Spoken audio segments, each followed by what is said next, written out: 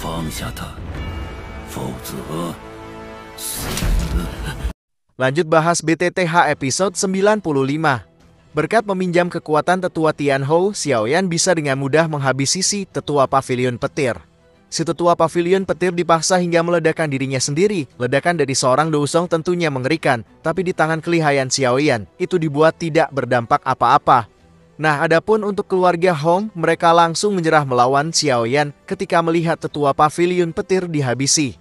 Nah, yang jadi masalah besarnya di sini, Xiaoyan pasti akan menjadi buronan dari pavilion petir. Organisasi kuat seperti itu pastinya akan membalas kematian tetua mereka. Xiaoyan menyadari sekalipun itu pavilion petir, mereka akan membutuhkan waktu untuk mengejar Xiaoyan. Jadi Xiaoyan mengambil kesempatan untuk menaikkan kekuatannya. Xiaoyan mengeluarkan pil Huang, pil yang meningkatkan kekuatan seorang Do Huang 1 atau bahkan 2 bintang. Di sisi lain, pegunungan Qinfeng tempat berdirinya pavilion petir utara dilanda kegemparan. Tablet kehidupan tetua Cengyun hancur, itu menandakan kehidupannya sudah tiada. Pemimpin pavilion utara lalu menyuruh 3 tetua untuk melakukan penyelidikan siapa yang sudah menghabisi tetua Cengyun.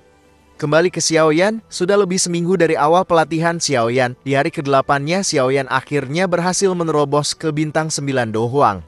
Setelah itu Xiaoyan ingin pergi dan mencari tempat teleportasi di kota. Begitu sampai, Xiaoyan merasakan perasaan yang tidak beres. Ia melihat poster buronan dirinya terletak di mana-mana. Kalau hanya itu, Xiaoyan masih santai menghadapinya, tapi yang membuat Xiaoyan geram, pavilion petir melampiaskan kesalahan kekeluarga Han. Keluarga Han saat ini ditahan di wilayah mereka sendiri. Ini sudah bisa ditebak kalau semua itu adalah rencana pavilion petir untuk memancing Xiaoyan. Begitu Xiaoyan datang, ia akan disergap.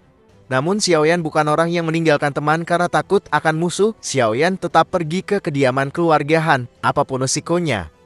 Di kota Tianbei, Xiaoyan yang ditunggu-tunggu akhirnya muncul di tengah keramaian. Pertama-tama para murid pavilion petir yang bertindak, tapi semua murid itu tidak dapat bertahan dalam satu serangan Xiaoyan. Tanpa basa-basi, Xiaoyan langsung menantang 3 tetua pavilion petir untuk menghadapinya. 3 tetua pavilion petir ranahnya ada di tingkat Douzong bintang 5. Tapi Xiaoyan tetap mengatakan kalau mereka bertiga tidak memiliki kualifikasi untuk menangkapnya.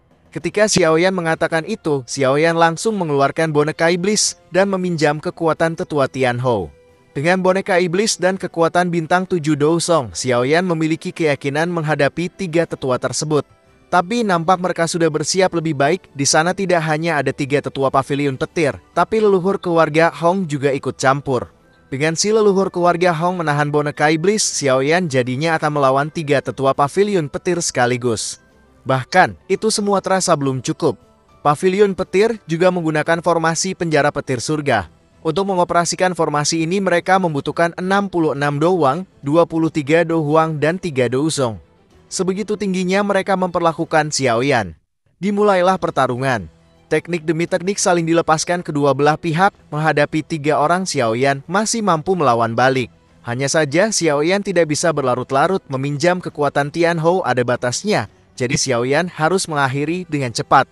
Xiaoyan lalu mengeluarkan 3 api surgawi mencoba menggabungkannya menjadi api lotus. Ketika teratai api terbentuk, target Xiaoyan bukanlah ketiga tetua itu, melainkan pusat dari formasi petir yang berdiri.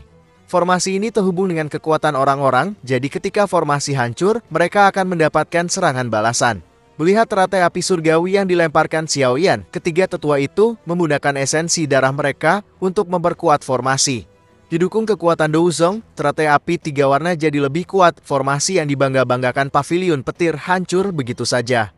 Fondasi mereka ikut terluka ketika formasi dihancurkan. 3 tetua serentak ingin mundur dari pertarungan. Tapi apakah Xiaoyan akan membiarkannya? Tentu tidak, mereka harus membayar harga karena mengusik Xiaoyan. Di sini Xiaoyan kembali merampas 3 cincin penyimpanan yang dipakai para tetua. Di dalam ketiga cincin itu, terdapat 3 bagian lainnya dari teknik tubuh ilusi petir. 3 tetua itu berhasil melarikan diri. Kini amarah Xiaoyan akan dilampiaskan kepada leluhur keluarga Hong. Nah ini aja dulu guys, terima kasih sudah menonton dan sampai jumpa.